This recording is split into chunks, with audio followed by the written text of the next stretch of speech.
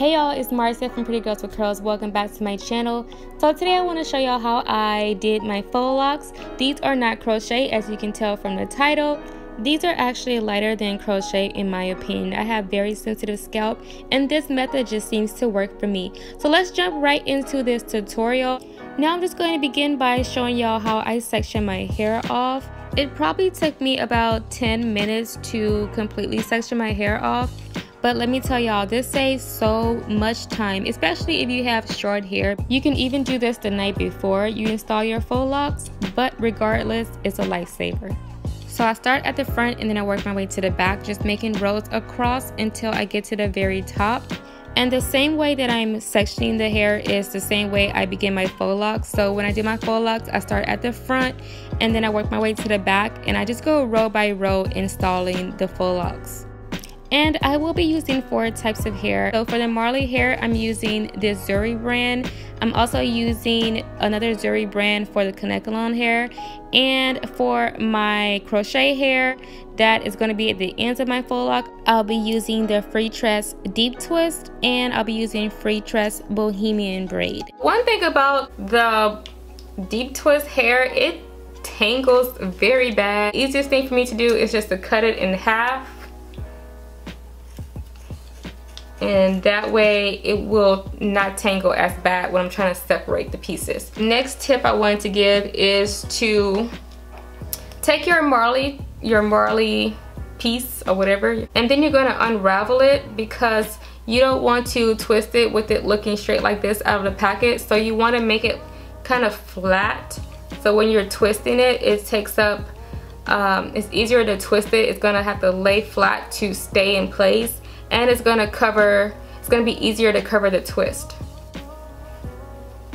So again, if you do this the night before, it'll take away a lot of the time, the installation time the day of, you know, so try to do that. So I'm just gonna put this on the side. I think it's pretty good. Okay, and also my Kanekalon hair is a little bit too long as well, so I'm just gonna take about 6 inches and I'm just gonna cut that off because I don't need this to be super long. I'm gonna separate this section, and my sections are kind of big, so if you want smaller sections, I mean, just do smaller sections. Of course, it's gonna take you longer to do, but I just like to make my bigger sections.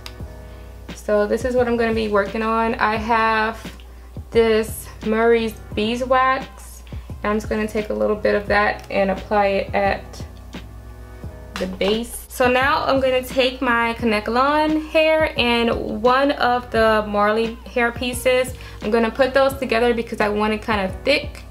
And again, you could just use the Kanekalon hair. You can get like double of this instead of using a Marley strand and the Kanekalon. Kanekalon hair for me is a little heavy, so I just mixed the two together to get some of the pressure off. So you put your hair right in between. You can braid it right here, but I prefer to just twist it. So again, with braiding, it gives more pressure for my scalp, and twisting a lot less pressure. So I'm just going to twist each side. I'm actually twisting in the same direction. A lot of people twist in opposite directions, but this one works for me. And I'm just going to bring it over, and I'm twisting while I'm twisting. So I'm twisting the hair and I'm twisting the 2 strands together, twisting the hair separately and bringing them together. And I'm just going to do that until I get almost to the bottom. Once I get closer to the bottom, I'm going to stop, and that's when I'm going to add my deep twist. So now I'm going to add the deep twist crochet hair, and I'm just going to keep the longer side hanging down, and I'm going to twist some more.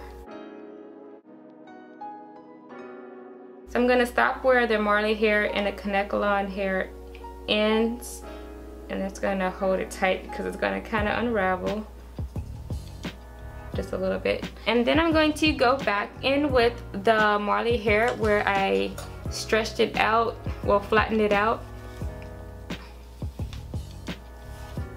I'm gonna bring this end down. I'm gonna hold it. You see? I want this end hanging down a little bit to be underneath the wrap to hold it into place, and I'm just gonna bring it around about 3 times at the base again to make sure it's not going anywhere. That's 3, and then I'm just gonna start wrapping it all the way down, or until I can't wrap it anymore.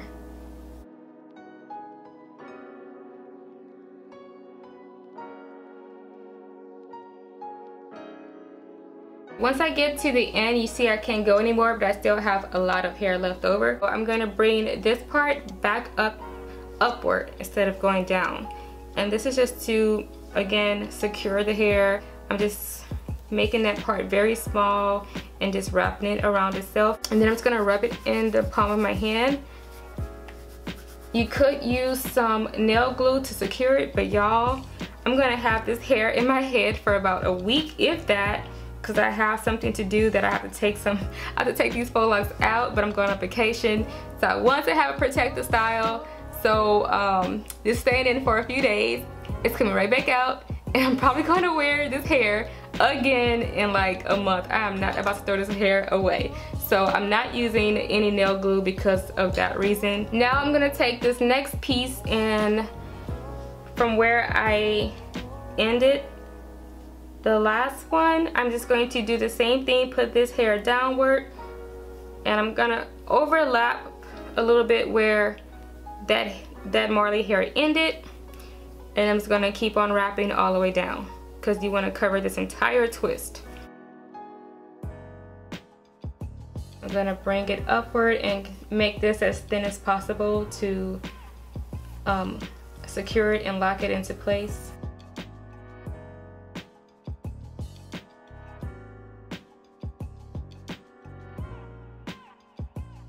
And here's a little bit of the leftover Marley hair. I don't need that, so I'm going to cut that. And I'm also going to cut this piece of the crochet braid. And there you go.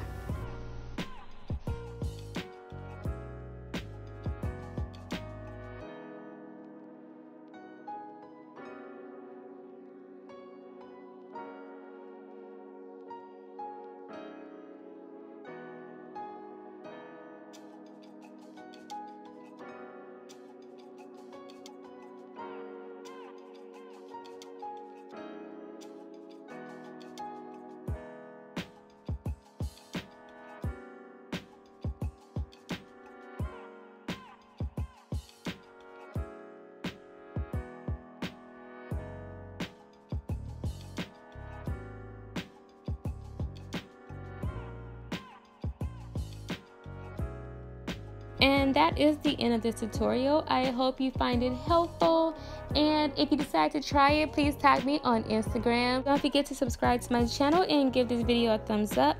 See y'all next time.